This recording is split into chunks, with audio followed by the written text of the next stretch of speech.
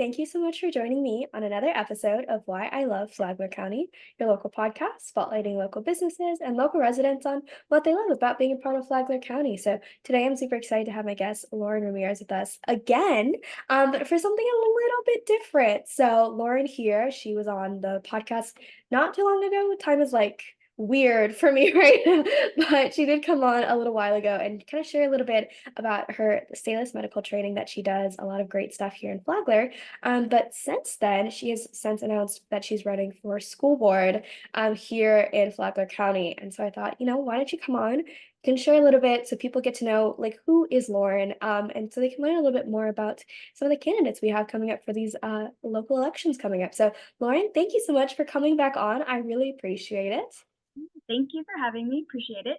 Of course. Well, I mean, I'll let you kind of kick it off. If you guys watched the Salus Medical Training episode that we did, she kind of shared, but I'll let her rehash it for those who didn't listen yet. Why don't you tell us a little bit about your journey coming here to Flagler? Sure. So I have been in Flagler for almost 8 years. And it all started with finding the right school for my children. So I'm a mother of four. I think a lot of people know that by now.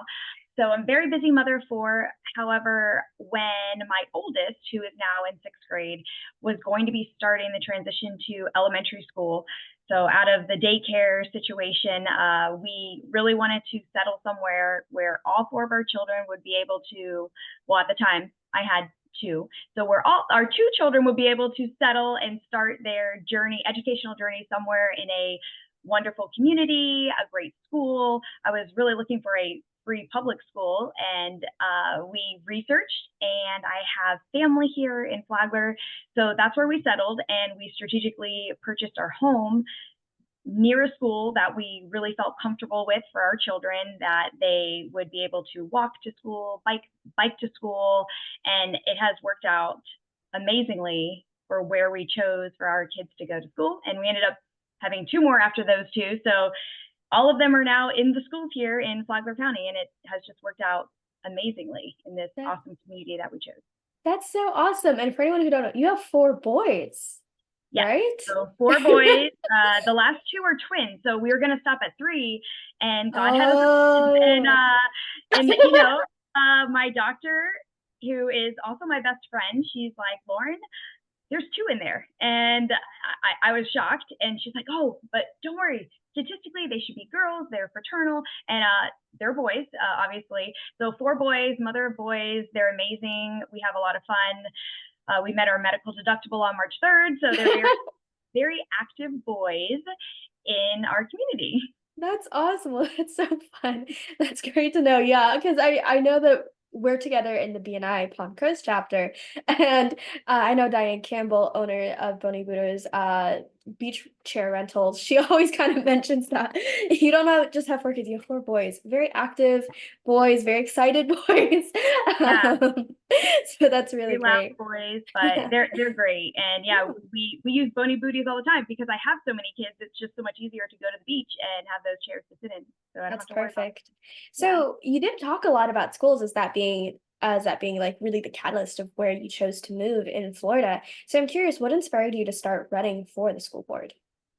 Yeah, so I've always been in education. So my background, it all started with my dad. So my father was an educator in Maryland. He started the accounting program in Maryland, and he did pass away when I was four. And however, since then, there is actually an annual award, the George Flynn Memorial Award, that's given to a student. And I just checked, so they just gave it out recently.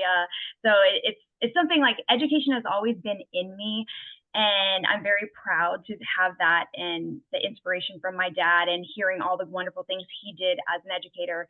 And then I found myself in education, actually been teaching in education and higher education for over 12 years with curriculum building, accreditation visits, instruction for students in different allied health courses. So I've always loved education.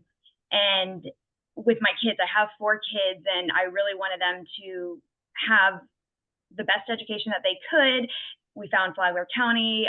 We started that process, and I quickly became involved in the schools because I have my children and they're there, and I wanted to see how could I help and how could I be with them. I've always worked full time, so the way for me to see my kids a little bit more was to volunteer. So I got my volunteer badge when my oldest was in kindergarten, and that's how it all stemmed.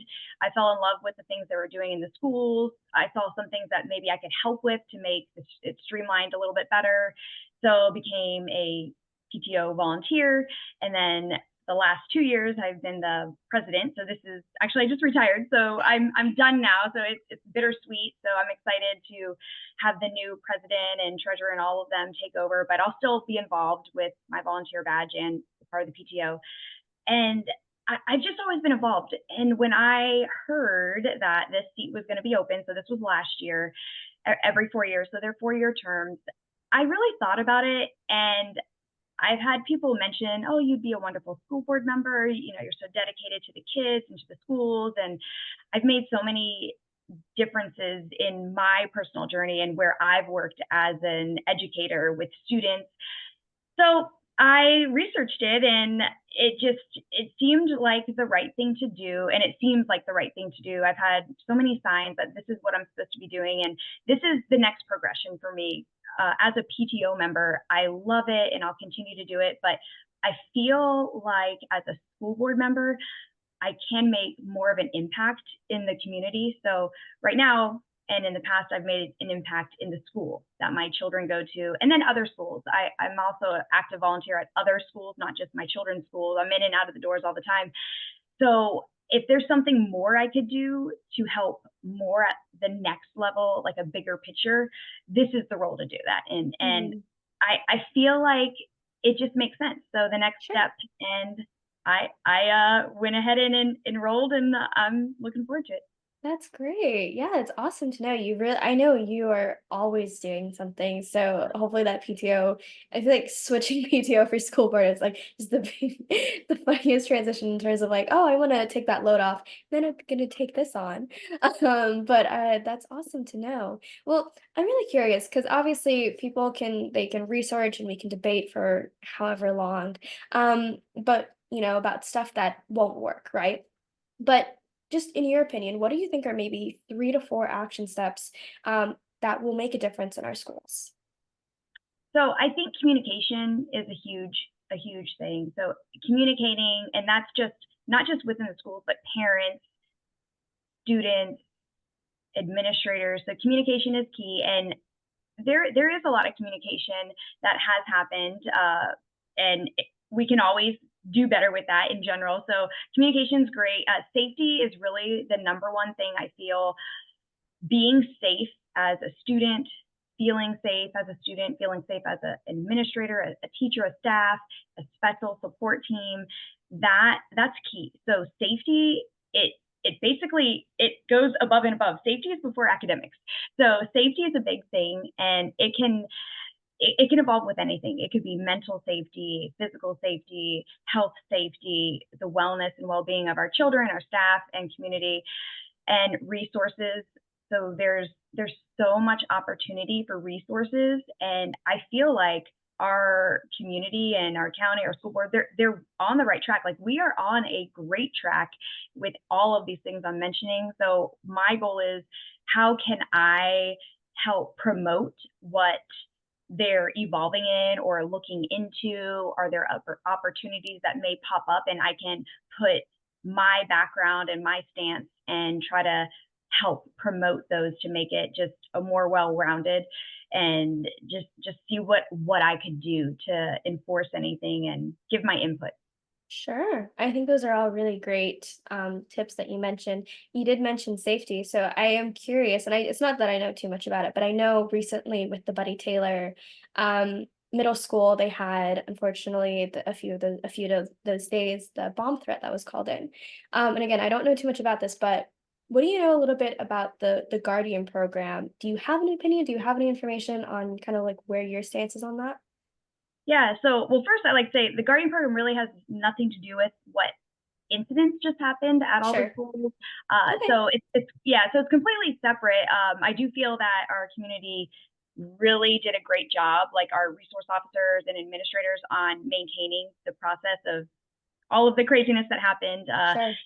And again, kudos to all them. But the Guardian program, so it was brought up with school board in the past, and it was, they talked and discussed a lot about it. But the Guardian program, it is a program that was approved through the state, and then there's different options that can be done. So it's essentially like creating your program that you would want if it was approved policy wise. And it's something I am for safety for all of our schools, and resource officers that do an amazing job. So with any Guardian program, depending on what type of program it would be, for me, and I think any parent or community member or teacher for that matter would need to know what type of Guardian program would be Mhm. wanted to be discussed, right? So Okay. like what do they want in that program? Because you can Mhm. essentially pick what type, like Mhm. are they wearing uniforms? Are they not? You know, Sure. uh, so and I think it's important to know for everyone to know that Guardian programs, the point of them is to, stop a shooting. So Right. Guardians are not, they have no police force that they Mhm. can do. They're there for stopping a shooting and, Mhm. for safety reasons. So my stance is I am here for safety. So I'd want to know, like, what's the safety around the Guardian program? Like, how Sure. is everyone going to be safe with that Guardian program set in place? And what's the protocol? What are all the trainings, like specifics, and just go from there. So there's so many different types, but I think looking into safety for our Mhm. children and staff and anyone Mhm. on campuses is number one and should be Sure. done ahead of the academics. And then if a Guardian program is something that the state has already approved and the board would want to look into, I personally, and I think any parent or community member would want to know, what does it entail and how is this going to make everything safe and every detail laid out. So that's what Yeah. I would love to see. Okay. That's awesome. Well, thank you for letting me know because that helped to educate me a lot on that too, because I wasn't too sure. I've heard about it, but I didn't know the specifics. So I appreciate you letting me know. And really quick before I wrap up, because I know we're running out of time.